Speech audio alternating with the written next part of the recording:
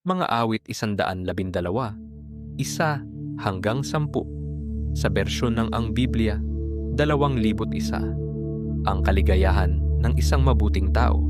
Purihin ang Panginoon.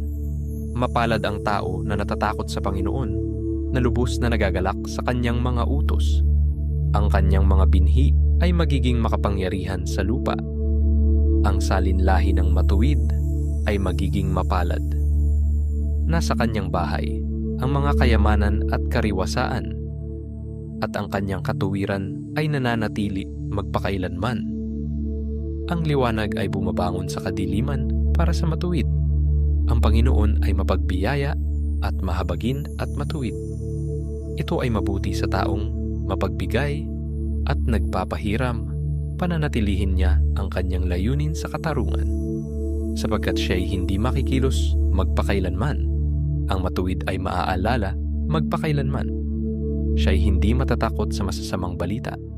Ang kanyang puso ay matatag, na sa Panginoon ay nagtitiwala. Ang kanyang puso ay matatag, hindi siya matatakot. Hanggang ang nais niya sa kanyang mga kaaway ay makita niya. Siya'y nagpamudmod, siya ay nagbigay sa dukha. Ang kanyang katuwiran ay nananatili magpakailanman. Ang kanyang sungay ay mataas sa karangalan. Makikita ito ng masama at magagalit.